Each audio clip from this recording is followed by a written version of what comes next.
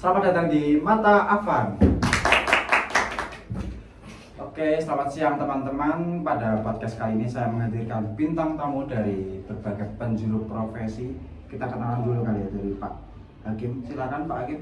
Ya baik, kita kenalkan sebelumnya perkenalkan saya Anwar, saya bekerja saat ini berprofesi sebagai hakim di MK.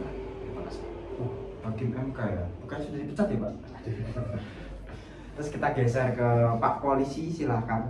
Perkenalan Pak Polisi. Oke, perkenalkan nama saya Bintang Sambo ya. Bintangnya udah jatuh.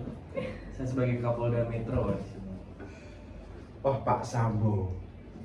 Pak Sambo itu baik sekali ya walaupun sudah di penjara masih meluangkan waktu untuk bincang-bincang bersama di sini. Terus kita geser lagi kali ya ke ahli hukum kita dari Universitas Indonesia. Silahkan Kak diperkenalan. Terima kasih. Perkenalkan nama saya Dinar Hasibuan, saya ahli hukum dari Universitas Indonesia. Kemarin katanya menang kasusnya Prabowo itu dapat berapa Kak? Bisa di-spill kali? Dapatnya pasti banyak ya, cuman uangnya doang yang saya ambil, saya tetap coblos Pak Ganjar. Terus saya juga mendatangkan saksi mata dari kasus ini yang bakal kita omongin. Silakan Kak, bisa diperkenalkan. Perkenalkan, nama saya Selvi Putri. Saya di sini sebagai saksi mata dari kasus. Yang menimpa warga korban ya. Ya, Oke, terima kasih rekan-rekan sudah hadir di sini berbincang-bincang pada siang hari ini. Terus saya tuh mau ngomongin kasus yang terjadi pada 2016 kemarin Pak Pol. Jadi katanya ada perampok rumah mewah ya, yang juga katanya pernah kerampok rumah juga sebelumnya tuh. Rumah apa sih Pak? Ya, itu benar itu. Di komplotan Ramalan ini tahun 2010 tuh pernah merampok di Tegal. Dan 2015 setahun sebelum perampokan yang kita bicarakan ini, mereka itu merampok di rumah warga negara Korea pada tahun 2015 ya. 2016 ya. Oke, Iya. aku mau yang baru-baru ini kan 2016 ya. Aku mau Iya. membicarakan itu ya, tahun yang di Yang rampok terbaru. 2016. Jadi rampok itu kata insinyur dari Universitas Indonesia yang juga bekerja sebagai arsitek. Yang kemarin aku sempat lihat fotonya ke-spill foto barang Lamborghini sama Ferrari itu ya Pak ya. Iya betul.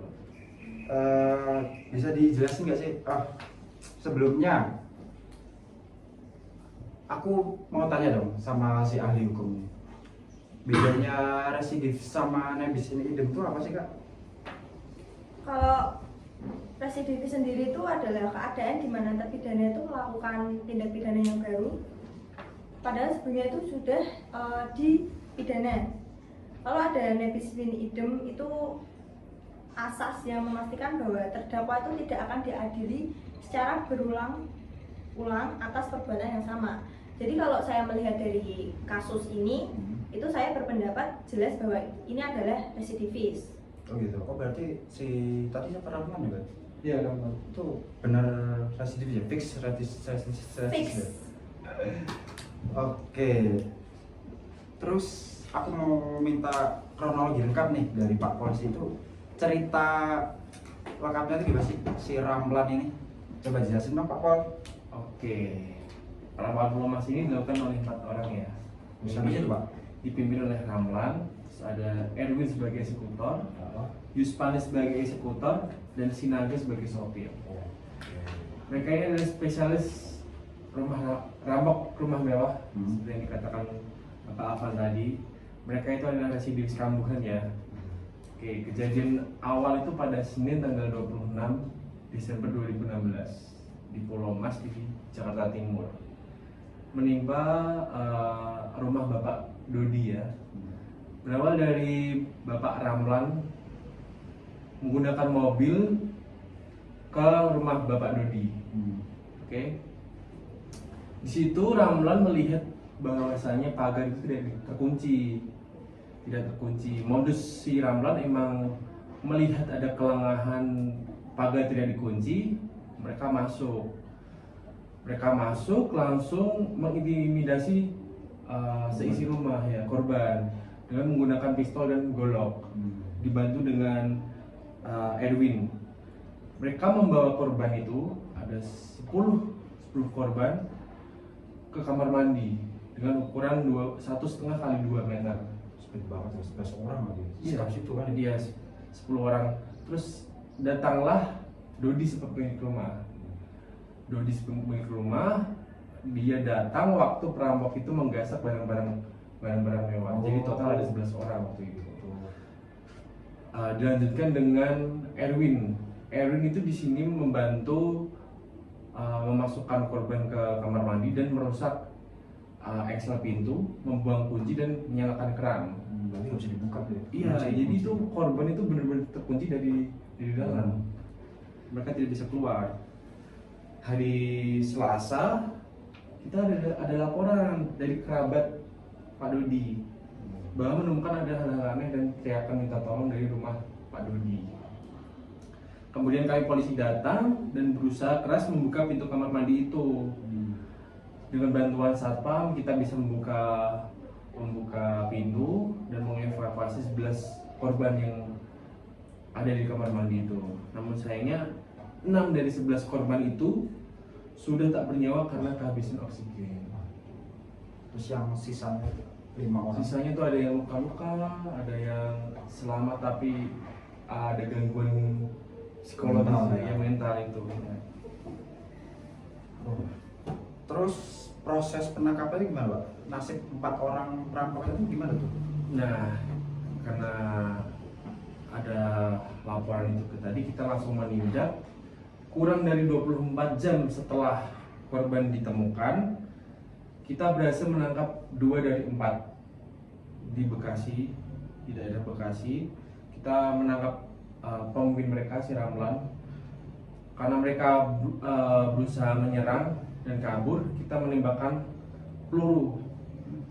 Dan yang sayangnya mengakibatkan si Ramlan sebagai ketua itu meninggal di tempat tewas. Meninggal ya? Ya, dan satu lagi rekannya Erwin, dia tertembak di bagian kaki.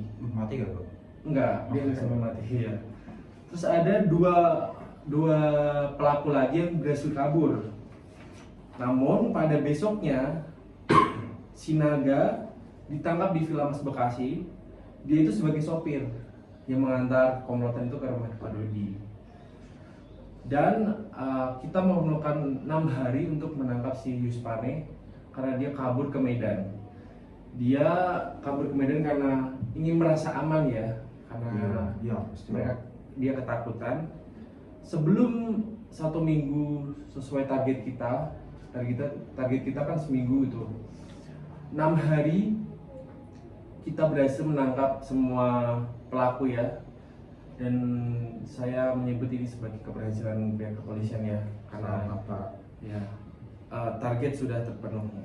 Di situ juga kita menemukan barang bukti ya, ada uang rupiah, uang Thailand, 5 HP, STNK, jam tangan Rolex dan 2 kunci motor.